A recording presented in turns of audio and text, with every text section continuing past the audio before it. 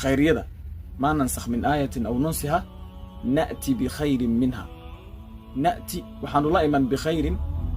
منها من حكمها. أيضا حكم كيدي وحكا خير بدن بعد الله إيمان. أيضا حكم كيدي وحكا خير بدن بعد الله إيمان بالي رسوله حكم كيدي. خيرية داسي مركا واحد خيرية داسي waxay noqotaa labada dhacmeedo inay noqoto takhfiif waa xagga nafciga iyo waxtarka xukumkan meesha laga saaray dadka uu nafci u yahay oo uu fudud yahay macna iyo inay noqoto xagga thawaabka oo markii maalka dambe la fiiriyo markay khifa timaado fudeed markuu yimaado waa caajin waa adduunyada markii uu yimaado thawaab weynna waa aakhirada ee adduunyada fudeedba kuma ah حاجة آخرته لكن كثوا بوين مثلا آياتي هذا عن صور شيء أو كله قبضوا إني هل سنة عدة ترسط يا إني أفر بلود عدة ترسط هل سنة إني عدة ترسط واجب حكم بوها حكم كوالا نسخية وحلك يعني حكم كلاوة إني أفر بلود عدة ترسط متكابة أفرض هذا قبضي أفر بلود ضا أفر بلود يتبنها بين بأفرض إني عدة ترسط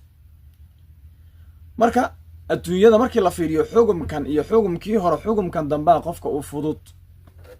waa midka kaas nafciga kana u wanaagsan isaga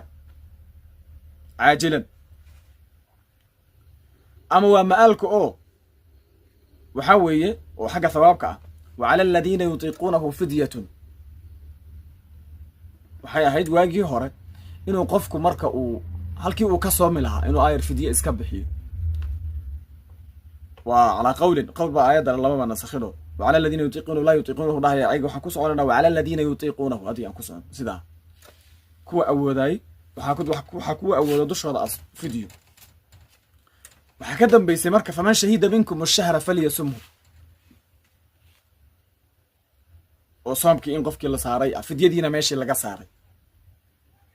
وبحنا فيديو دي يو دقالي وبحنا ماشي اللي صاري قفك صام بالي إلزامي labada marka shay qofka waxa u fududaa markii dhinac laga eego fudaydka waa fidiyada isaga fududayd inuu san soomin oo fidiyada iska bixiyo marka tan khayriyadu waxay ka imanaysaa thawaabka